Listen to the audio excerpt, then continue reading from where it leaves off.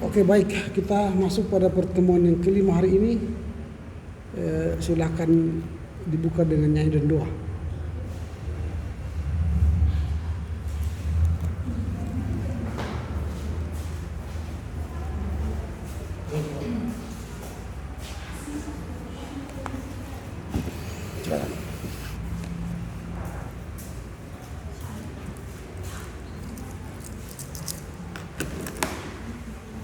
Sebelum kita memulai pembelajaran kita ini, mari kita buka kidung jemaat kita nomor 403. Hujan berkat kan tercurah.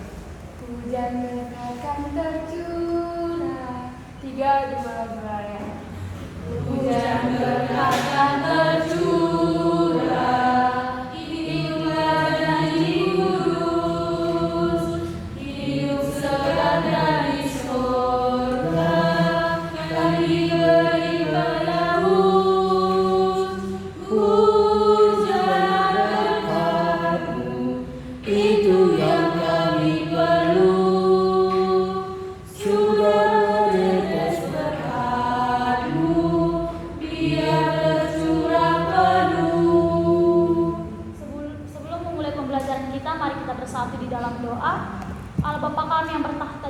surga. Terima kasih Tuhan atas berkat Tuhan pada sore hari ini ya Bapak. Kami dapat berkumpul di tempat ini tanpa kekurangan suatu apapun ya Bapak.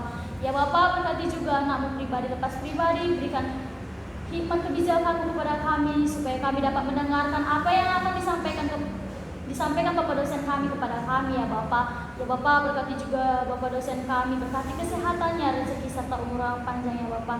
Ya Bapak, kami serahkan kehidupan kami ke dalam tangan pengasihan-Mu, dalam nama Yesus kami berdoa dan mengucap syukur. Amin. Oke, sebelum kita mulai pembelajaran kita, ada beberapa informasi yang harus saya sampaikan. Yang pertama, saya tadi sudah kirim RPS kita ya. Lalu di RPS kita itu sudah ada materi-materi yang harus kita bahas selama satu semester ini. Nah, karena kita sudah 2 kali kemarin kita tidak bisa masuk, maka kita akan mencari waktu yang tepat mengganti beberapa pertemuan ini. Nah, usul saya nanti minggu depan kita akan membahas di sini kasus genetif dan datif dan kerja sandang tertentu, lalu kata kerja present indikatif. Nah, itu kita sekarang tanggal berapa? 24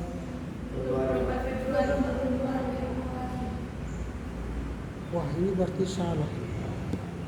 Tanggalnya enggak pas ya. Salah. Nanti saya perbaiki lagi. Tapi yang jelas minggu depan kita akan membahas soal kasus-kasus genetif, datif, dan kata kerja sandang tertentu, dan kata kerja present indikatif aktif. Kita akan pelajari ini dalam satu pertemuan. Artinya 2 materi ini kita akan pelajari dalam satu pertemuan, dan kita anggap nanti itu pertemuan 2 kali pertemuan, sehingga tidak perlu kita mencari waktu pengganti. Nah, itu ya. Nanti akan saya perbaiki ini tanggalnya bersalahan, tidak pas. Oke. Jadi hari ini kita akan masuk pada pembahasan tentang kata kerja EO yang berakhiran OS dan deklensi kedua. Nah, itu jadi dari halaman halaman 7, kata kerja EO.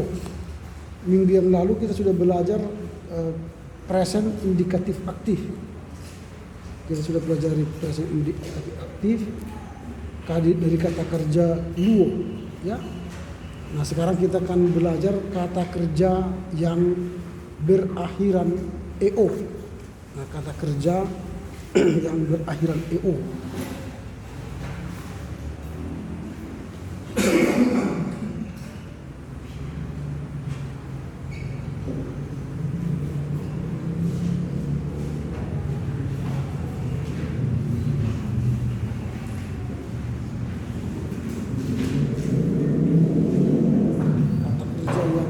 kehadiran EO. Nah, sebelum kita mulai ini, saya coba absen dulu. Ferdinand belum hadir.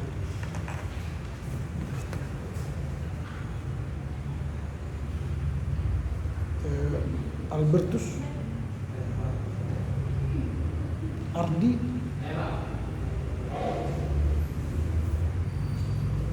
Dwi,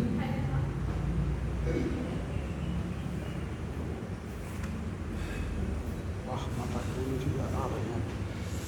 Elinta ya, oke, Elna, kemudian Nada, Priscilia, berarti ini sudah apa ya? Tidak ada nih, mungkin dia sudah jauh ini ya. 1, 2, 3, 4, 5 enggak betul lagi. Rahel, Selvia, Talenta,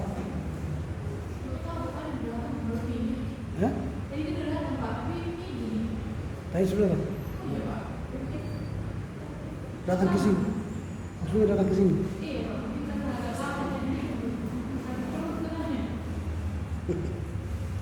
Bahasa nyanyi sakit perut dia.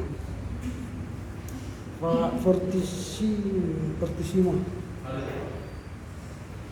Vina, Esra. Ini pun sudah 4 kali hari ini. Kalau dia tidak datang sekali lagi, sudah game over juga ini. Ya, serius ya. Oke, tidak apa-apa. Silakan teman-teman yang absen ini.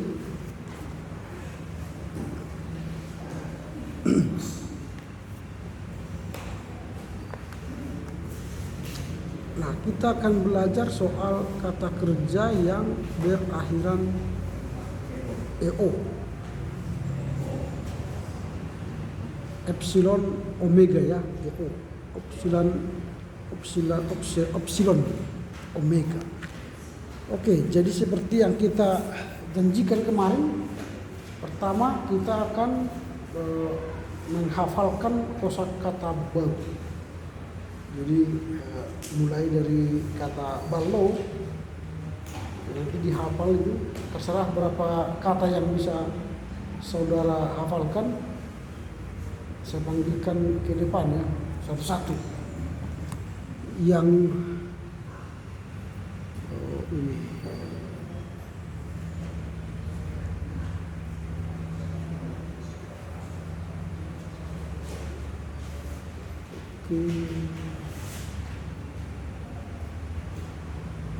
Albertus, silakan maju ke depan.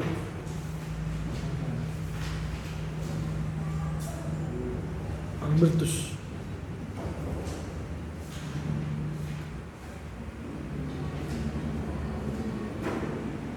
Ada Albertus?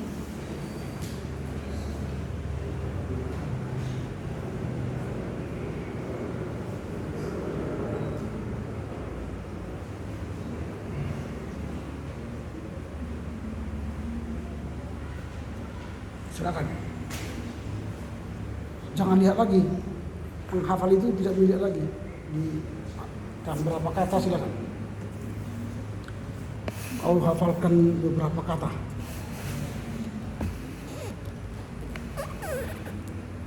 Ya, silakan mulai.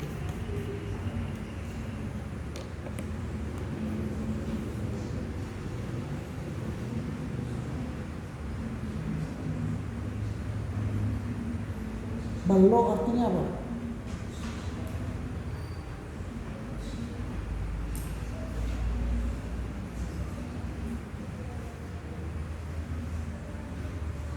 Blevo? Dia melepaskan. Dia melepaskan. Dia Melepaskan. ini ada di sini. Coba silakan dulu. Ardi.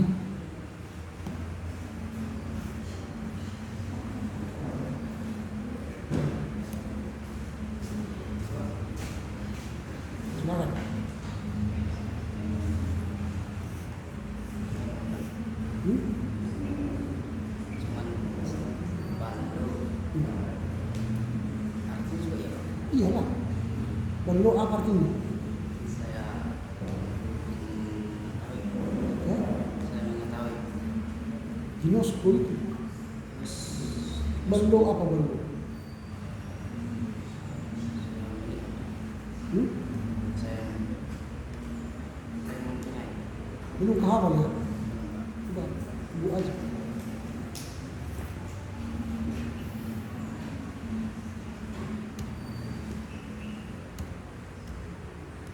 Saya sudah nilai kalian nanti ya. Ini sudah nilai semua.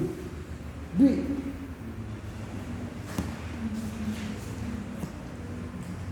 Seberapa bisa? Terserah. Kalau saya melempar terus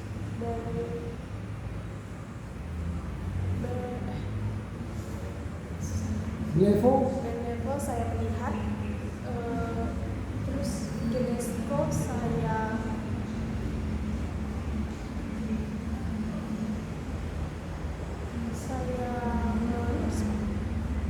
Nanya.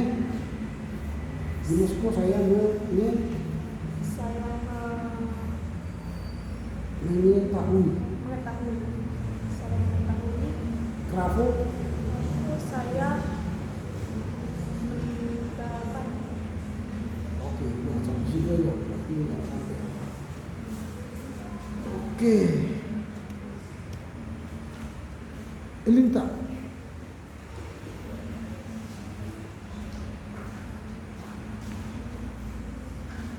Balo saya melempar, balepo saya melihat, Ginesko saya mengetahui, Krapo saya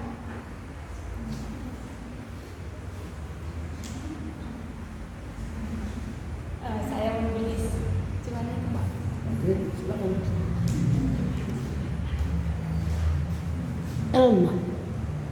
Tahu Pak, kemarin masuk Pak. Hah? Tahu. Belum tahu. Oke. Nada.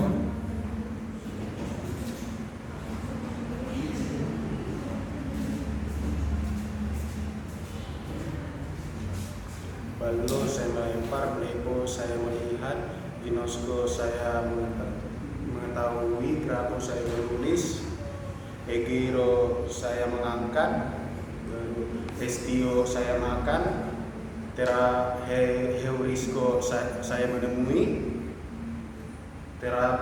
Terapego saya menyembuhkan, terus Exo saya mempunyai, betul Pak? Exo saya mempunyai, baru Grino saya mengadili, Lambano saya mengambil, baru Duo saya melepaskan, baru Lego saya berkata, Meno saya tetap atau tinggal, baru Pempo saya mengirim, baru Sojo saya menyelamatkan. Wow, keren. Prisidia tadi tidak ada. Rahel.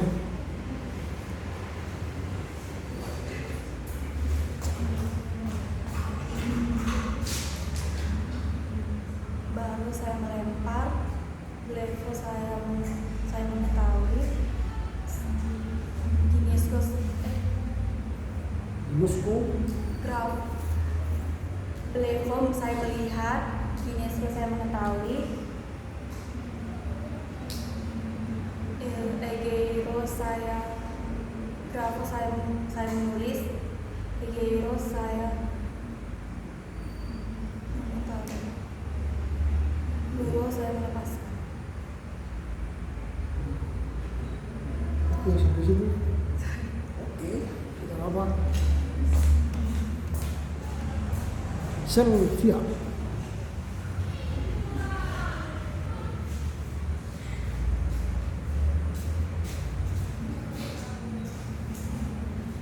Lalu saya melempar, Draco saya melihat, ginosko saya mengetahui, kemudian egeiro saya mengangkat. Udah Pak. Oke. Tidak maaf.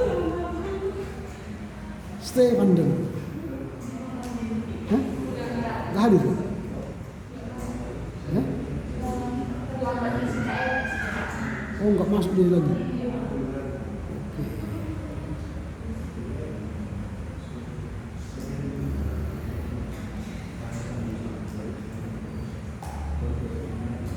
Talenta. Oke. Vertissima.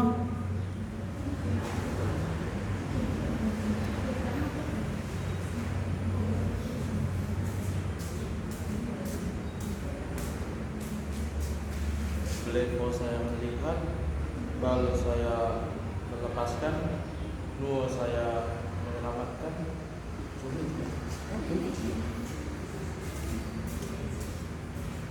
Fina.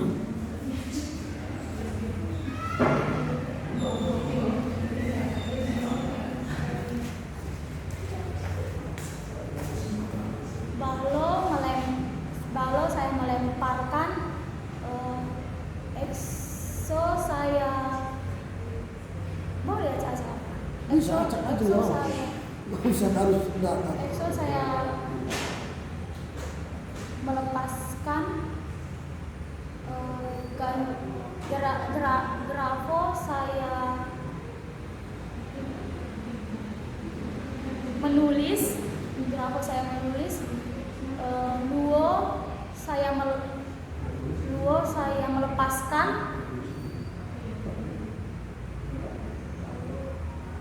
itu sih. Oke. Baiklah, jadi minggu depan nanti saya kasih lagi hafalan, ini harusnya hafal. Kemudian latihan yang ketiga sudah dikerjakan? Ya kumpullah hari ini.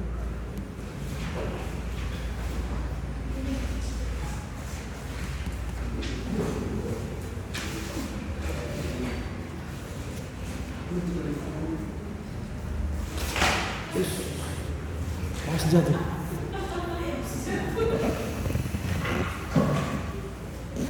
Oke. Ini semua. Ini baru 3. Ini hanya 3. Hanya 3 orang. Hah? Oh, masih ada.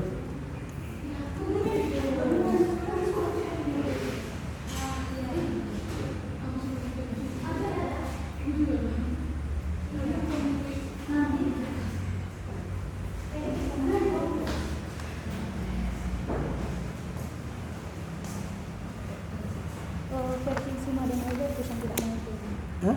Vertissima dan Albertus yang tidak mengumpulkan. Yang lain mengumpulkan. Vertissima dan Albertus mana? Hah? Ya bukan alasan tidak masuk. Anda tidak masuk kan tanya teman apa yang dipelajari. Albertus tinggal bukunya atau tidak dikerjakan. Beda tipis itu. Tidak dikerjakan atau tidak tinggal. Oke, tidak apa-apa. Saya sih hanya menyampaikan apa tugasnya tidak dikerjakan nggak apa-apa. Di sini kan ada tugas apa penilaian terus. Tidak ada sama saja nilainya akan berkurang ya. Oke, kita akan masuk pada kata kerja berakhiran EO. Nah, ini halaman 7. Di halaman 7 kita sudah lihat bagaimana kata kerja EO itu kalau nanti berjumpa dengan huruf-huruf yang sama. Misalnya epsilon tambah epsilon, dia akan berubah menjadi E. Dia akan menjadi E. Jadi kalau epsilon berjumpa dengan sigma atau alfa ya, dengan alfa maka dia akan menjadi au. Dan kalau epsilon berjumpa dengan huruf panjang atau huruf rangkap, itu dihilangkan dia. Nah itu jadi contoh di sini ada kata kerja phileo. Jadi karena dia phileo baru o, jadi tidak ada disebut lagi menjadi phileo gitu ya, tidak. Maka dia menjadi philo. Nah itu ya, supaya kalian nanti memperhatikan. Ini penting karena bahasa ini nanti banyak susah. Jadi misalnya phileo, jadi phileo tambah sebenarnya kan o ini jadi dihilangkan. Jadi eo, jadi dia ada terjadi penghilangan phileo, jadi dia menjadi o. Jadi tinggal philo. Ini tidak jadi phileo tidak jadi. Ini jadi hilang dan ini hilang. Jadi dia menjadi philo. Nah ini kata-kata yang berakhir eo nanti ada khususannya. Jadi banyak kata kerja yang mempunyai kata dasar berakhiran dengan epsilon. Apabila akhirnya ditambahkan pada kata dasar yang demikian, maka terjadilah beberapa perubahan. Jadi ya, phileo. Nah, kemudian kemarin kan kita sudah belajar phileo. Kalau misalnya lagi dia philes, ini kan philes, seharusnya kan dia menjadi tambah misalnya. Jadi kan harusnya dia phileis.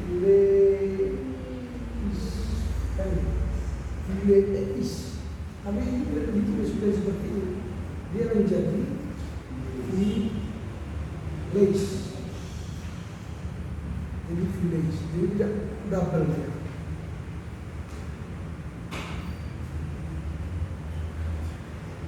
Nah, kalau misalnya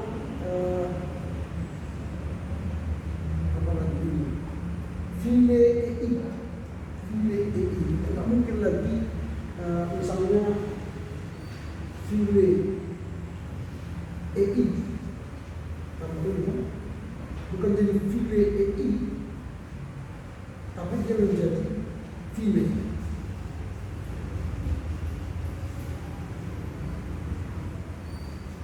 Nah ini kehususan. Jadi jamaknya juga begitu ya.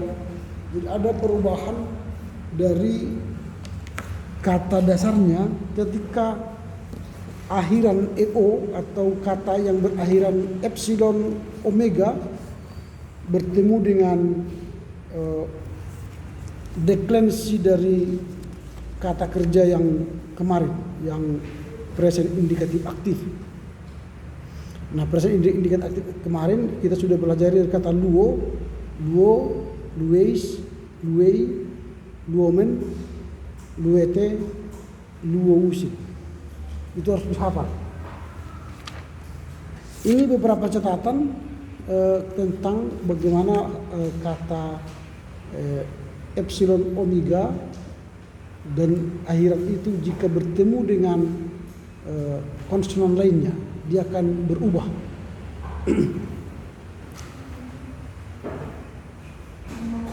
Jadi kata, coba tadi kan itu kata philo. Jadi kalau misalnya kata mise. Jadi kalau misalnya kata mise,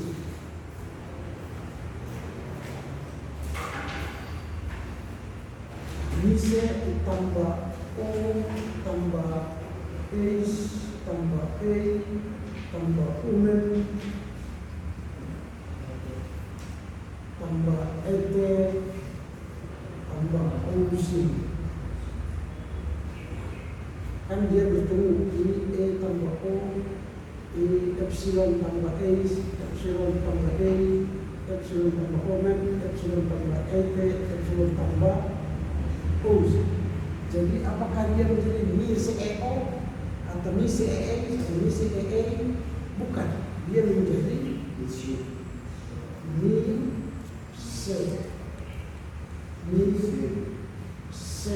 jadi miso, jadi tidak bukan dari berubah jadi miso. Nah, itu contoh miso, miseis, misobe, misete, dan misusi. Ini contoh. Jadi kalau nanti ada kata yang berakhiran epsilon bertemu dia present indikatif aktif yang berakhiran o, eis, ei, omen, ete, usin, ingat kalianlah ini perubahannya.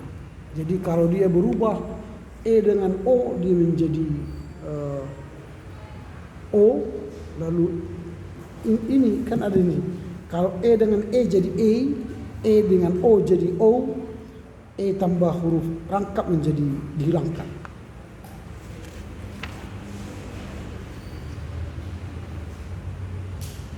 Nah ini sedikit ya pelajarannya tentang akhiran EO, epsilon, omega. Lalu di situ ada huruf kata-kata baru.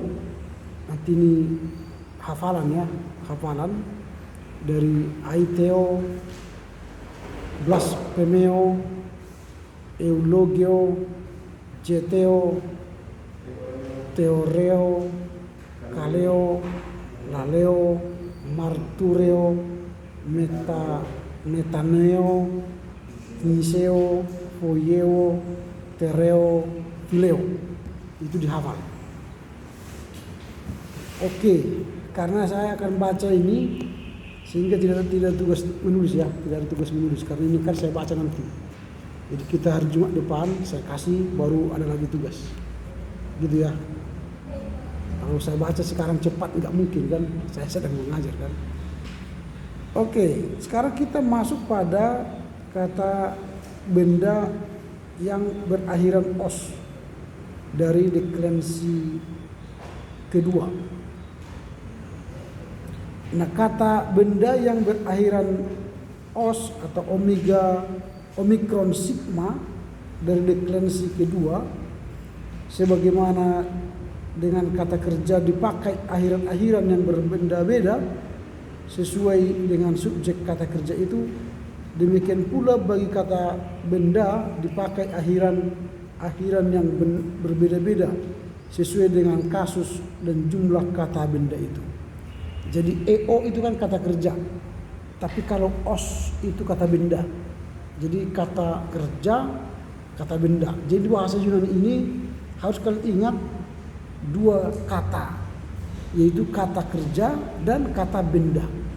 Jadi kalau dia EO itu berarti kata kerja, tapi kalau OS, omikron sigma itu kata benda. Jadi kata benda ini dalam bahasa Yunani ada kasus-kasusnya, kasus yang disebut dengan nominatif, vokatif, akusatif, genetif, datif. Ini harus kalian hafal. Apa yang dimaksud dengan nominatif, vokatif, akusatif, genetif, dan datif. Karena ini menyangkut terjemahan. Kalau dia datif atau dia akusatif, dia genetif, berbeda artinya. Nah, jadi nanti harus kalian ingat deklensi. Deklensi itu kayak di Ibrani kemarin konjugasi ya. Ini deklensi bentuk yang harus diingat. Kayak tadi luo, lueis, luomen, lueis, luomen, luete, luosin. Itu kan deklensi untuk kata kerja. Kata kerja luo. Nah, sekarang ada juga deklensi untuk kata benda. Kata benda. Jadi kata benda itu punya arti nanti. Nah, contoh di situ ada logos. Logos, loge, logon, logo, logo, logoi, logoi, logus, logon, logois. Itu deklensi untuk kata benda. Dan kata benda itu punya kasus. Kasus itu bukan perkara ya, bukan. Dia kasus itu kasus jenis lah ya, lebih apa jenis benda. Ada jenis bendanya nominatif, Ada vokatif, ada akusatif, genetif, datif. Ada tunggal, ada jamak. Ada tunggal, ada jamak. Nah, jadi misalnya apa itu yang dimaksud dengan nominatif? Nominatif itu adalah subjek. Jadi kalau ada nominatif itu nanti dibuat nominatif itu subjek. Logos, saya berfirman. Jadi subjek dia. Jadi kasus nominatif itu disebut kasus penamaan. Sebab fungsinya dan peranannya dalam kalimat sebagai subjek, sebagai pelaku, peran utama. Jadi kalau dia sebagai peran utama, maka dia menjadi nominatif. Nominatif. Jadi deklensinya nanti logos. Biar akhirnya os dia kan. Dan dia pasti pemeran utama. Logos. Nah, contoh misalnya amartolos, grafei, logon. Seorang rasul sedang menulis sebuah firman. Afartolos, grafei, logon.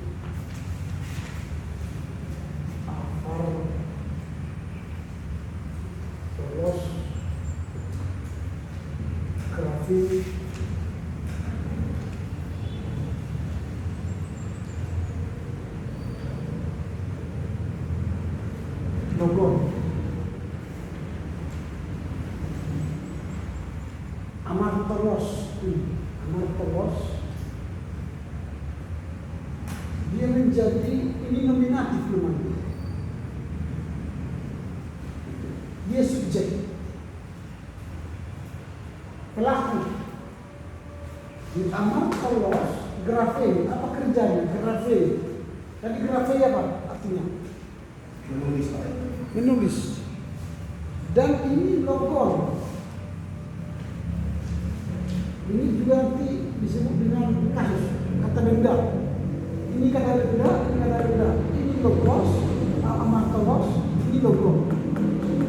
Ini kalau dia nominatif subjek, kalau dia nanti on, itu apa dia? On itu menjadi di sini ya. Coba lihat di sini. Logon. Genetif. Dia genetif. Kalau genetif dia milik. Jadi amartolos grafei logon. Jadi amartolos grafei logon. Ini contoh. Jadi seorang rasul menulis firman. Firman itu milik siapa? Milik nominatif ini, subjek. Jadi begitu menerjemah bahasa Yunani nanti harus diingat kalau dia nominatif berarti dia subjek. Kalau ini genetif dia milik dari subjek. Jadi memang agak ribet ya bahasa Yunani ini agak ribet. Tapi kalau sudah tahu nanti enak. Jadi menerjemah itu hanya melihat kasusnya cuma nominatif, genetif, akusatif, datif gitu ya. Nah itu, jadi kalau dia nominatif pasti subjek, pelaku. Kalau dia vokatif, ini seru atau diseru, vokatif. Ini kan vokatif. Kalau di sini disebut o kata, gitu ya, atau o word, dia itu diseru. Atau kasus ini disebut dengan sapaan. Kalau dia nanti vokatif, sapaan, dia menyapa. Misalnya, Tuhan, engkau sedang menyelamatkan seorang berdosa. Nah, itu kan menyeru, Tuhan, engkau sedang menyelamatkan seorang berdosa. Jadi kuriei sojeis amartolon. Kuriei, Tuhan, kuriei. Jadi kuriei, Tuhan gitu. Ini vokatif, kuriei sojeis amartolon. Nah itu dia vokatif, menyeru. Jika ada di Alkitab, oh Tuhan atau Raja David atau apa lagi, pokoknya dia menyeru. Apa lagi contoh-contoh menyeru di Alkitab. Hei Yesus, anak Allah, anak Daud, mengapa engkau mengganggu aku? Kata logon, legion ya, legion. Dia kan berdialog dengan Yesus. Itu berseru. Nanti katanya itu vokatif namanya. Jadi contohnya Kyrie sogeis amartolon. Kyrie.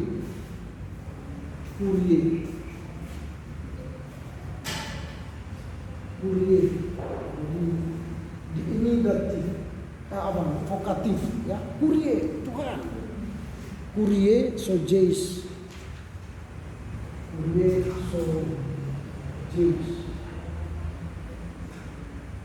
Amartolon.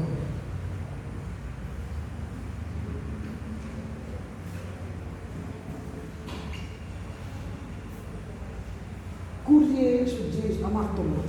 Tuhan, selamatkanlah kami, gitu ya. Nah itu vokatif. Baru akusatif. Akusatif itu objek. Dia pasti objek. Nah di sini dibuat logon ya, logon. Akusatif, logon. Jadi harus kita bedakan logon pada tunggal dan logon kalau dia jadi genetif jamak. Bedanya omikron dan omega. Tapi Pak, yang bawah itu masuk ke genetik Pak. Soalnya beberapa itu kan omikron. Kalau yang genetik itu dia maksudnya omega. Ya, jadi kalau dia logonnya pakai omikron, dia berarti akusatif.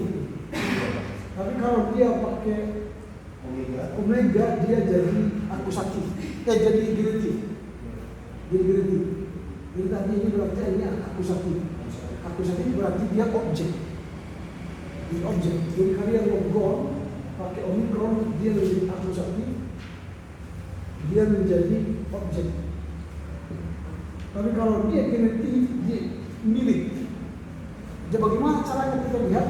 Kalau dia pakai omega dia pasti genetif. Kalau dia pakai omikron dia akusatif. Jadi dia kita harus hafal satu huruf membedakan kasusnya. Untuk kata benda ya.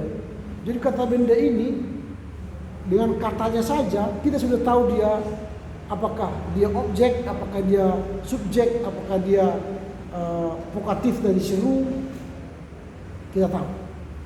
Jadi kalau dia os itu pasti subjek. Kalau on lihat onnya pakai omikron atau pakai omega. Kalau pakai omikron pasti dia akusatif, dia objek. Tapi kalau dia pakai omega dia pasti genetif, milik dari. Nah itu akusatif itu objek. Contoh tadi apostolos grafei logon. Tadi sudah ada ya. Apostolos grafei logon. On itu jadi akusatif dia. Nah kemudian genetif. Tadi sudah saya bilang genetif itu milik dari. Jadi genetif kalau dia tunggal ya, kalau dia tunggal dia jadi logo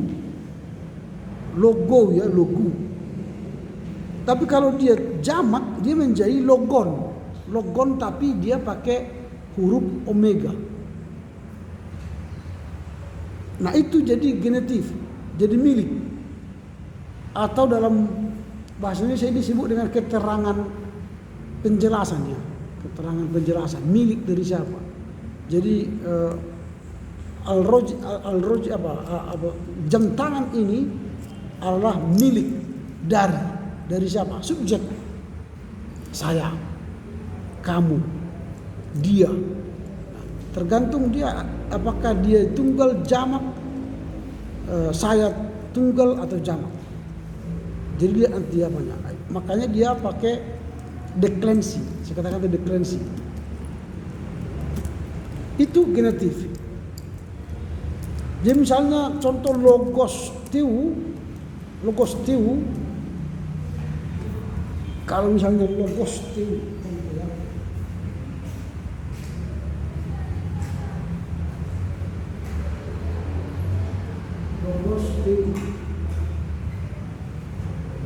ini tadi apa? Logos, subjek, tiu, ini genetik, berarti dia milik siapa?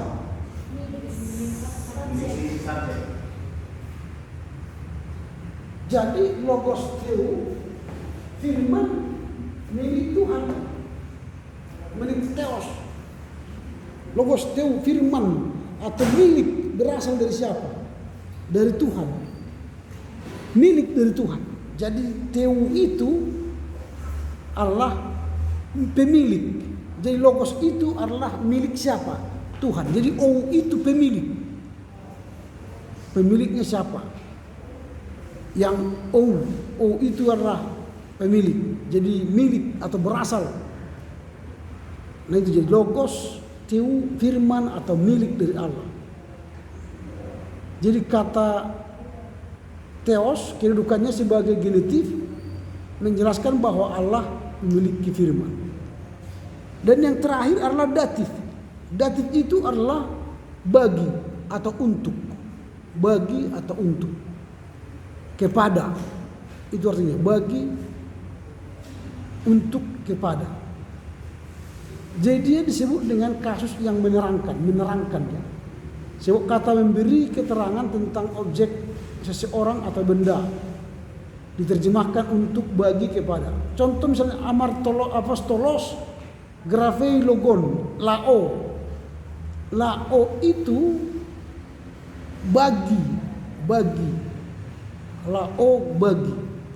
Jadi dia menjadi kalau diterjemahkan misalnya seorang rasul sedang menulis sebuah firman bagi bangsa. Lao. Nah, itu makanya dia datif itu jadi bagi diterjemahkan. Kalau dia tunggal omega, tapi kalau dia jamak dia menjadi ois, logois. Logo omikron itu pemiliknya bagi yang seorang, tapi kalau dia logois bagi banyak. Jadi kalau misalnya lao itu untuk bangsa, tapi kalau laoi dia untuk bangsa-bangsa. Nah, jadi ini yang disebut dengan kata benda yang berakhiran os. Jadi harus hafal kalian nanti apa itu artinya nominatif, vokatif, akusatif, genetif, datif. Dan untuk mengetahui lebih dalam harus dihafal. Jadi sama seperti kemarin luo, lueis, luei, luomen, luete, luosin. Deklensi kata benda ini harus kalian hafal. Dengan kata logos, loge, logu, logu, logo, logoi, logoi, logus, logon, logois. Mungkin kalian bertanya, bagaimana kita membedakan ini antara akusatif genetif? Sama-sama o atau nominatif vokatif yang jamak, logoi, nominatif juga logoi, vokatifnya juga logoi. Bagaimana kita membedakannya? Kalau yang lain kan bisa kita bedakan. Logos, loge, misalnya beda. Logu, akusatif dan genetif sama. Lalu logo itu datif yang tunggal. Kalau jamaknya logoi, nominatif dan vokatif sama. Lalu bagaimana kita menentukan apakah dia nominatif atau vokatif? Karena tadi kalau dia nominatif dia subjek, kalau vokatif dia menjadi seru atau seruan. Nah ini yang harus jeli. Jadi bagaimana cara membedakannya? Nanti cara membedakannya itu ialah ketika kita membaca kalimat itu. Di kalimat itu nanti akan ada yang berfungsi sebagai nominatif, akusatif, genetif, dan datif. Pasti ada yang berfungsi nanti. Baru kita lihatlah logo itu dia apakah dia jamak sebagai nominatif atau jamak sebagai vokatif. Kalau kalimat itu nanti dia merupakan seruan, berarti dia bukan nominatif. Kan pasti nanti kita tahu kalau kita melihat kalimat itu, pasti nanti kita tahu dia seruan atau dia menjadi subjek. Nah, diperhatikan ini di nomor 1 dikatakan begini, iota subscribe terdapat dalam bentuk datif tunggal. Coba lihat itu datif tunggal. Logo. Datif tunggal, logo. Jadi di bawahnya itu sebenarnya ada seperti ini.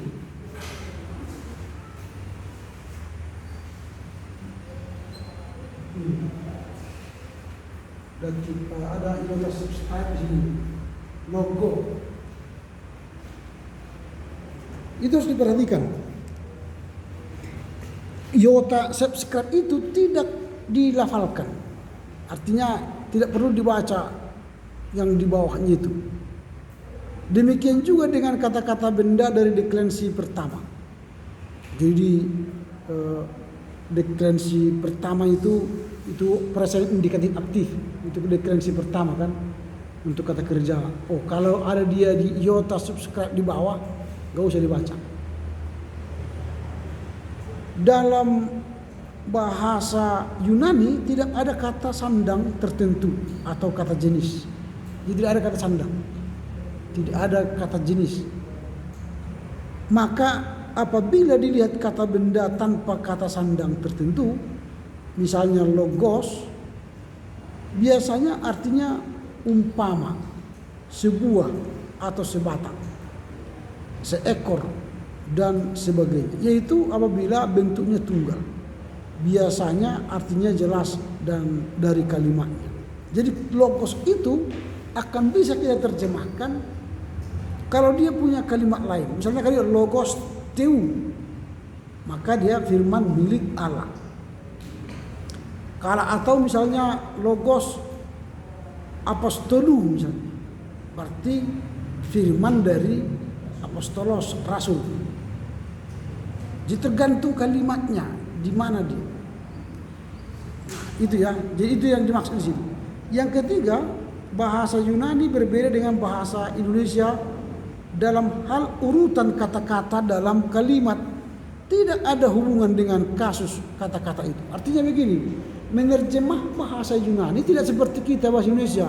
Bahasa Indonesia kan saya makan. Nah, misalnya saya menulis buku. Nah, kalau bahasa Indonesia.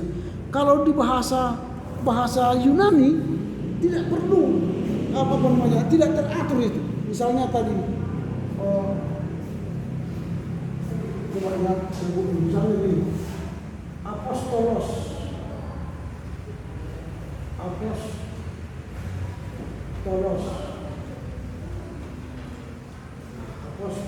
grabe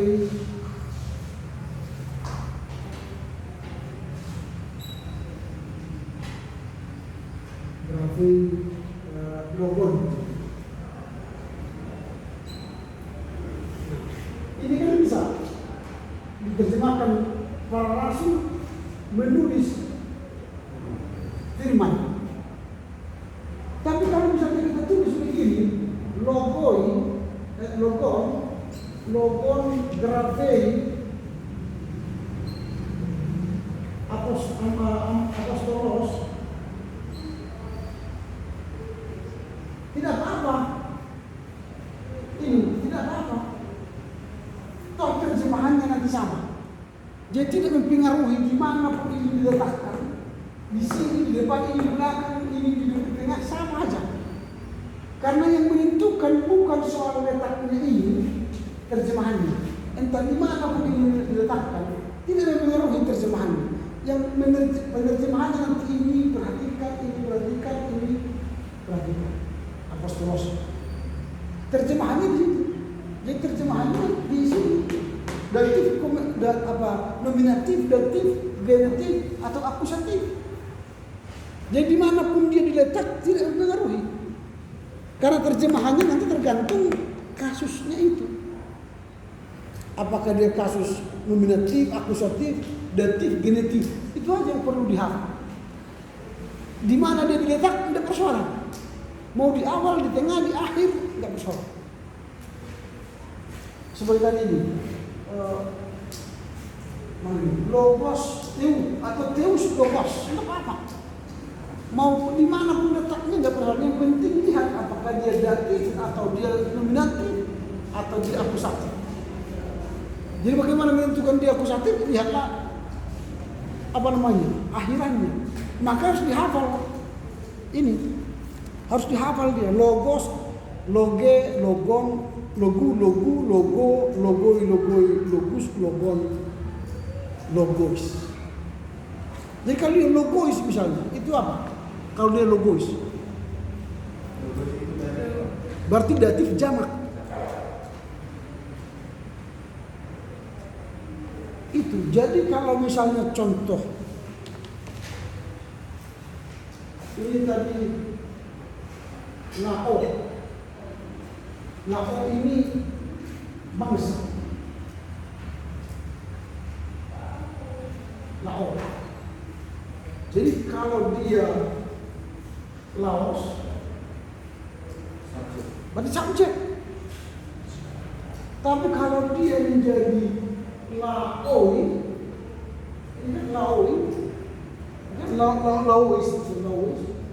dia menjadi Laois. Dia menjadi genetif jamak. Atau Laon, dia menjadi Laon. Dia menjadi akusatif. Nanti kalau menerjemahkannya, hei bangsa-bangsa, Laon. Karena dia apa namanya? Vokatif ya. Bukan ini Laon tadi. Akusatif. Berarti objek, Laon berarti dia menjadi bangsa. Menjadi objek. Tapi kalau dia misalnya vokatif, loge misalnya lain misalnya, berarti dia hai bangsa-bangsa. Sama tadi kurie misalnya, lain misalnya. Bukan lain dalam bahasa Barat. Lain.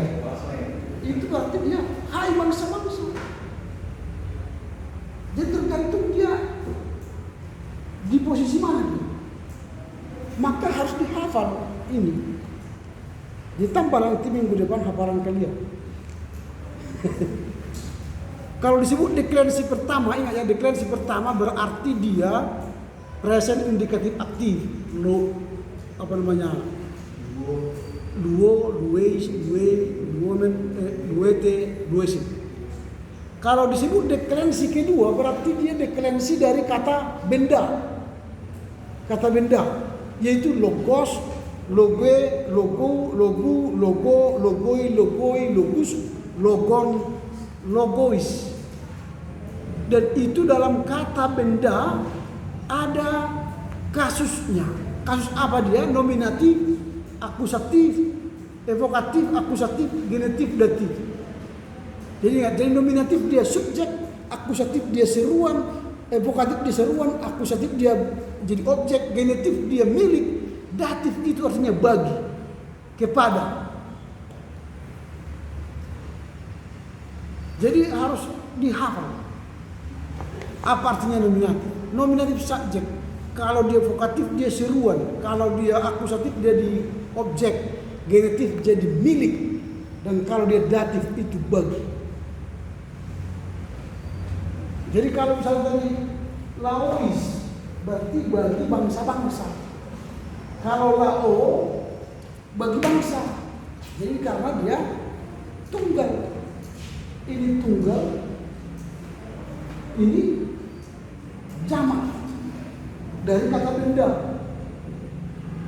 Kalau Laos ini tadi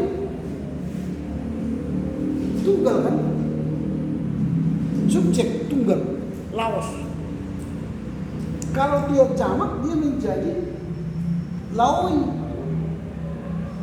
Nah, bagaimana dia menerjemahkan laoi akusatif dan evokatif dengan laoi yang nominatif? Lihatlah kalimat nanti, kalimat yang lain. Kalau dia vokatif berarti seruan. Karena kalau dia vokatif di tunggal kan hanya lae gitu kan. Oh, bangsa-bangsa. Tapi kalau laoi, lihat apakah dia nominatif atau vokatif. Karena dia di jamak ya. Nah, jadi ada cara selain menghafal. Memang bahasa-bahasa kuno ini harus dihafal. Tidak bisa tidak. Karena tidak ada lagi menggunakannya. Kalaupun digunakan oleh orang-orang Yunani sekarang, Yunani koine kan baru ya, Yunani koine tidak lagi seperti Yunani sekarang. Jadi sudah Yunani yang baru mereka. Sama seperti kalau bahasa Indonesia, kalau kita gunakan bahasa Indonesia yang dulu dengan bahasa Indonesia sekarang berbeda itu. Kalau dulu dikatakan keselamatan itu percuma diberikan kepada kita. Percuma. Jadi artinya itu Allah memberi keselamatan kepada kita gratis. Kalau sekarang arti percuma sia-sia. Tapi orang Malaysia masih menggunakan itu. Beli satu percuma dua, beli dua percuma satu. Itu kalau bahasa Malaysia. Bahwa kita diselamatkan percuma oleh Tuhan. Itu bagi mereka. Kalau bagi kita kalimat itu nggak cocok lagi. Tidak ada lagi percuma, itu juga sia-sia. Itu kalau sekarang kalau kita belajar bahasa Yunani ini. Bahasa Yunani yang kita belajar ini bahasa Yunani koine. Itu sudah berbeda dengan bahasa Yunani yang ada sekarang. Jadi memang suka tidak suka harus dihafal. Ini masih dua yang hafalan. Masih banyak lagi nanti. Karena kita masih pas present aktif pasif. Nanti present indikatif pasif lagi. Ini masih present indikatif aktif yang kita hafal kan? Present indikatif aktif itu lo, lue dan sebagainya. Dan nanti definisi kedua dari kata os, logos, loge, logon, logu. Nah, itu harus dihafal sampai logo. Itu yang keterangan yang ketiga. Bahasa Yunani itu berbeda dengan bahasa Indonesia dalam hal urutan kata-kata. Jadi tidak peduli urutan kata-katanya. Entah dimanapun diposisikan tidak persoalan. Yang persoalannya ialah harus hafal. Apakah dia datif, apakah dia vokatif, apakah dia akusatif, genetif dan datif. Itu aja. Harus dihafal. Nah, bagaimana kita menentukan apakah dia nominatif, apakah dia vokatif, akusatif, genetif dan datif? Ya dihafal, harus dihafal. Os berarti nominatif, tunggal. Kalau nominatif jamak dia oi, logoi. Kalau dia vokatif, loge. Kalau dia vokatif jamak bukan loge tapi logois. Nah, bagaimana membedakan logois yang vokatif dengan logois yang vokatif? Lihatlah kata selanjutnya. Jadi kata selanjutnya itu nanti akan kita tahu apakah dia berfungsi sebagai vokatif atau berfungsi sebagai nominatif jamak. Nah, jadi kalau kita sudah hafal itu, maka kita akan tahu menerjemahkannya. Kalau dia nominatif pasti subjek.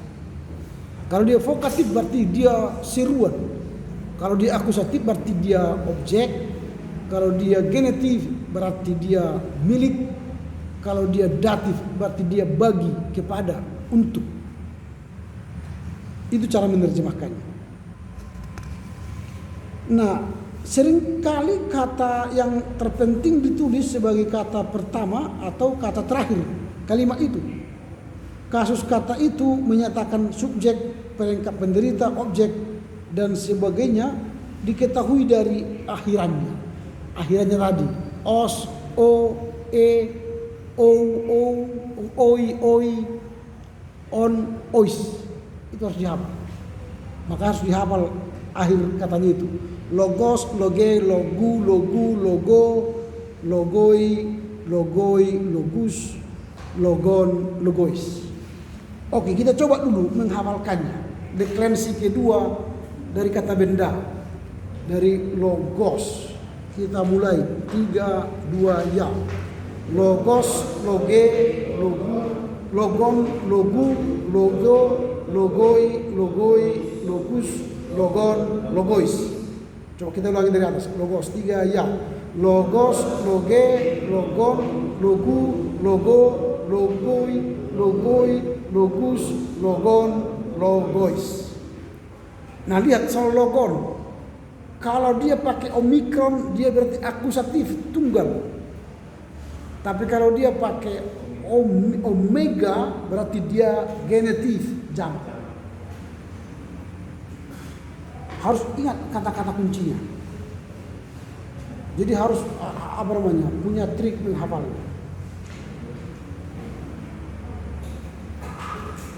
Nah, dengan demikian kalau misalnya coba dulu ini ya, kalian terjemah. Saya pikir kalian sudah bisa menerjemah. Yang di bawah itu halaman 9 itu. Kalian lihat apa? Angelos Euriske Antrophon. Apa itu? Angelos Euriske Antrophon. Angelos malaikat. Eurikei menjumpai. Antrophos manusia. Antrophon berarti antrophon itu apa? Ini di atas. Antrophon akusatif berarti objek. Jadi angelos subjek, malaikat. Euriskei menjumpai siapa? Manusia. Kan sudah jelas kan? Jadi enak menerjemahnya. Angelos Euriskei Antrophon. Wah, kalau kalian buat nanti itu dalam kertas kalian, Angelos Antrophoi, Euriskei Antrophon. Apa itu? Gua bahasa sorga kalian bilang kan? Keren kan? Kalian bisa buat story.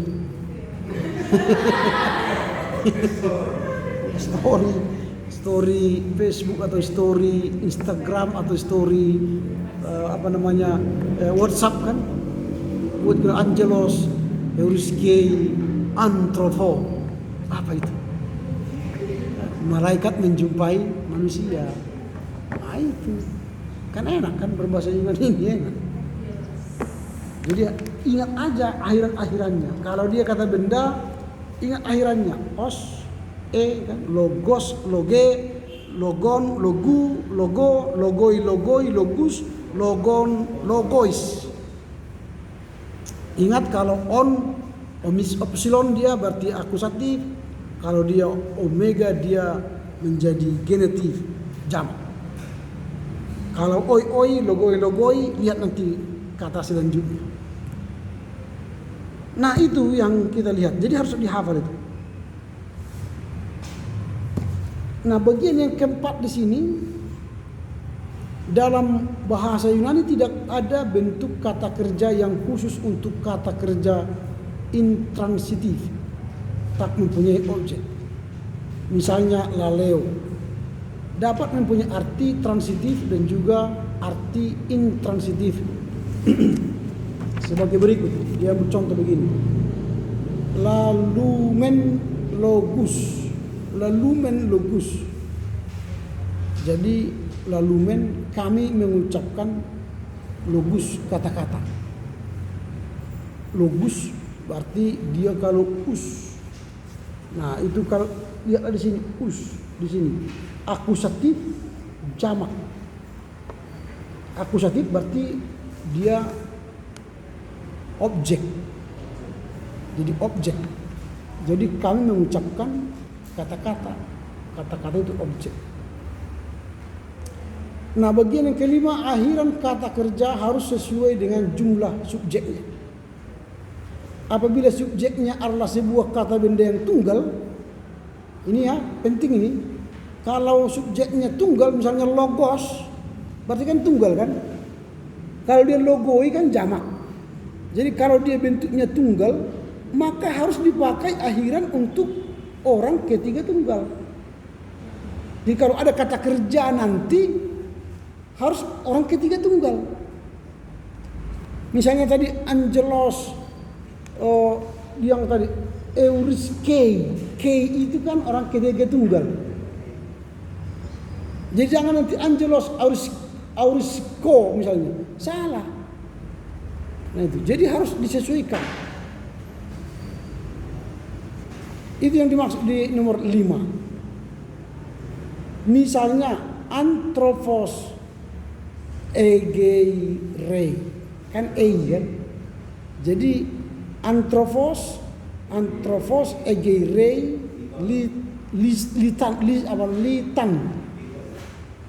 liton ya.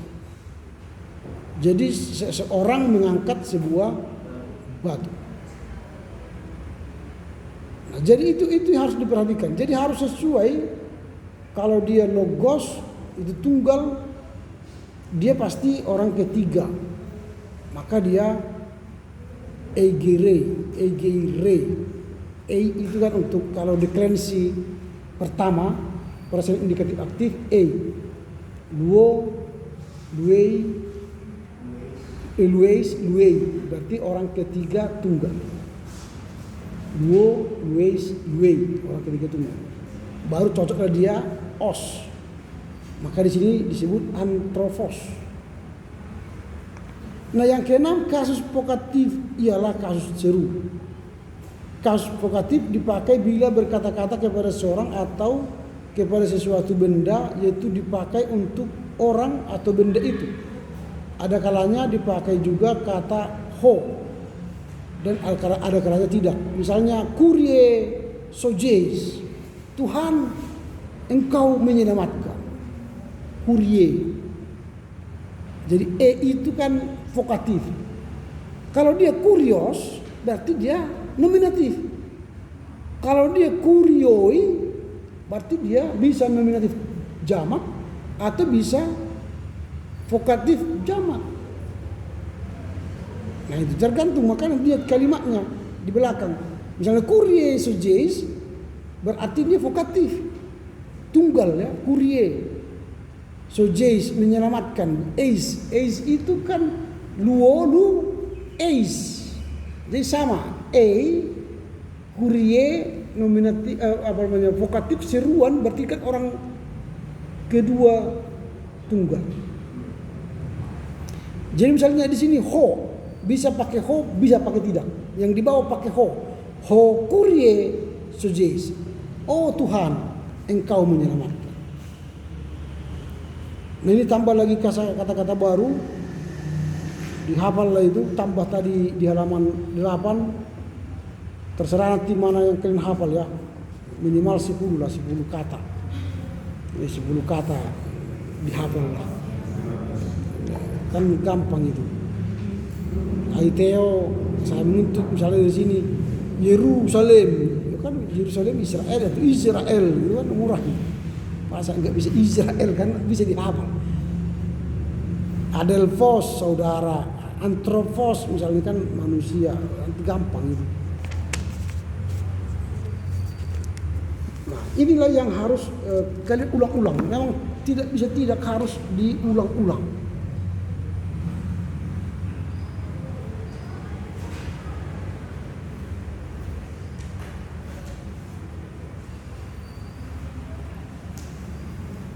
Oke.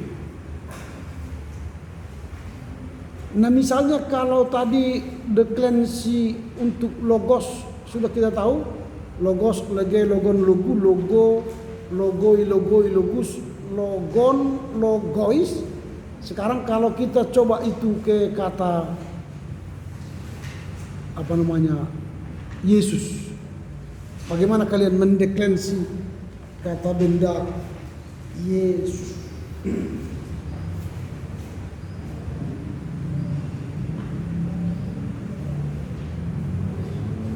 Logos tadi, logos ya.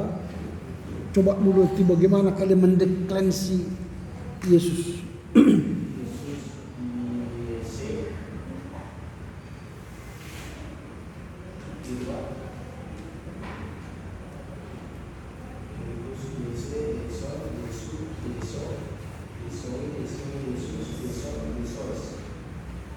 Lihat, logos kan, logos, loge. Logon, logu, logo, logoi, logus, logon, logois. Nah, kalau Yesus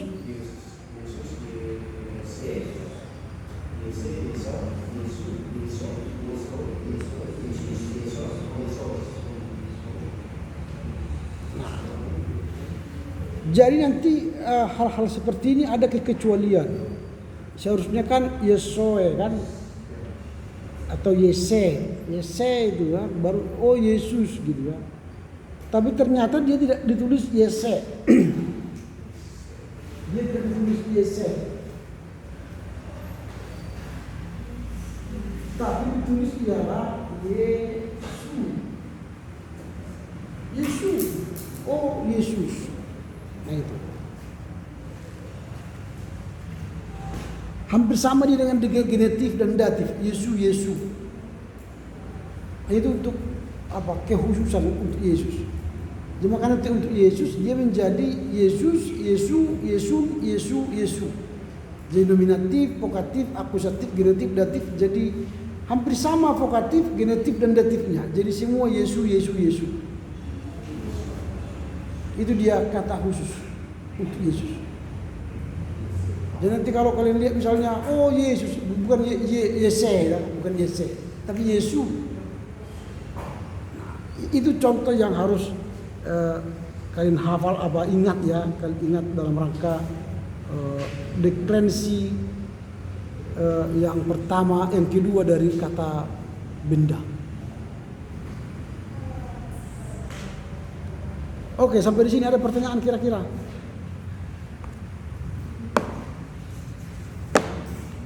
Nanti minggu depan kita akan belajar soal ini mana ini? Kita akan belajar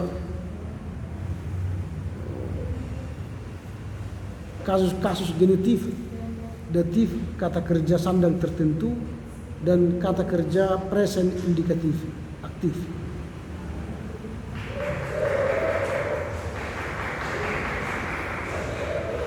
Present indikatif. Ini maksudnya present indikatif pasif ya. Ini bukan present indikatif aktif lagi. Present indikatif pasif. Itu nanti kita pelajari minggu depan. Jadi tugas kalian minggu depan ialah menghafal kosakata minimal 10. Nah di halaman 12 kalian boleh baca-baca bagaimana kasus genetif dan datif kata sandang tertentu. Misalnya deklensi bagi Yesus. Tadi sudah saya coba contohkan bagaimana dia kalau untuk kata Yesus. Jadi ada lagi perbedaannya. Nanti ada lagi yang berakhiran on atau neuter. Omikron new on. Beda lagi nanti deklensinya. Kalau os tadi kan sudah kita tahu. Logos, loge, logu, logon, logu dan sebagainya nanti dihapus. Tapi kalau untuk neuter nanti yang netral itu nanti pakai omikron new, ergon. Nanti ergon, nanti ada ergo, baru erga, ergon, ergais di halaman 16. Jadi kata benda ini ada yang akhiran os, ada akhiran on. Jadi nanti beda. Jadi os itu yang maskulin, jadi yang on itu yang netral. Jadi kata-kata benda yang netral. Jadi dalam bahasa Indonesia kan ada yang benda yang feminim, ada benda yang maskulin, ada benda yang netral. Artinya netral itu tidak maskulin, tidak feminim. Artinya bencong. Kalau bahasa Indonesia tidak ada jenis kelamin bahasa Indonesia. Cuma kita membuat jenis kelaminnya. Mahasiswa, mahasiswi. Siswa, siswi. Kan putra, putri. Enggak ada itu.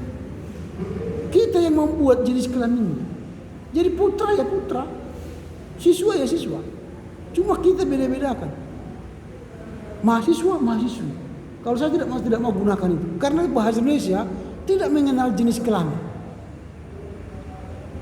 Kalau kita buat seperti itu nanti misalnya pendeta pendeti perempuan, sintua sintui kan? Kalau mau kita beda-bedakan, wartawan wartawati kan, guru guri kan? Kalau mau konsekuen, ternyata kita nggak konsekuen, dosen doseni misalnya kan, kita beda-bedakan. Kita membuat jenis kelamin saudara saudari, saya tidak mau pakai itu. Dalam Alkitab tidak ada saudara-saudari, saudara. Di dalam Alkitab tidak ada putra-putri, putra. Jadi kita yang membuat jenis kelamin bahasa Indonesia. Padahal sebenarnya bahasa Indonesia tidak punya jenis kelamin. Tentara, tentiri. Nanti kalau presiden perempuan, presidini gitu. Oke lah, sampai di sini lah dulu ya. Jadi bahasa Yunani ini harus dihafal-hafal. Jangan kita paksa, nanti nggak tahan itu ya, pelan-pelan gitu.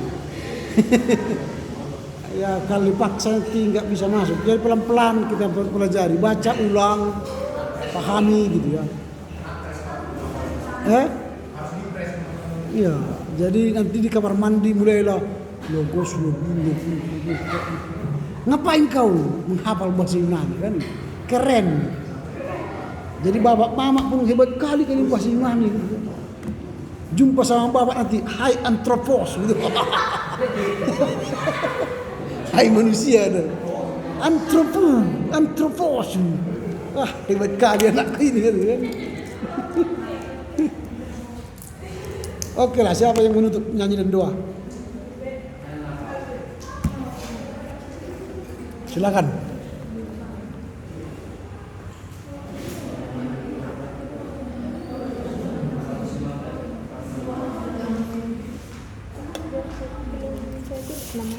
Oh, tulis namanya. Nanti saya tidak tahu.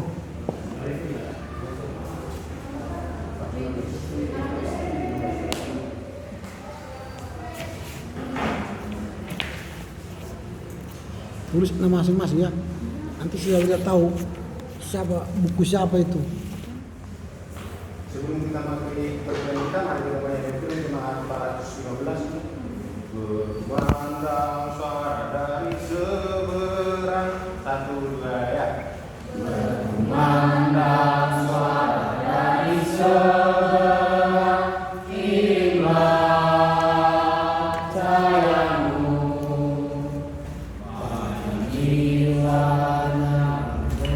Menerang, kirimlah cahaya-Mu, kirimlah pelita Injil menyentang yang terlelap, kirimlah pelita Injil menyentang yang terlelap.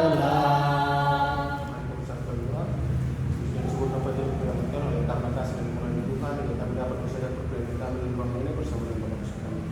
Tuhan, pada saat ini kami telah selesai menyelesaikan keperluan kami. Pada saat kita mau pulang, Tuhan berkati kami perjalanan, jauhkan kami dari segala mara bahaya, hingga kami sampai di dalam rumah hingga tuntunan tanpa kurangan satu apapun.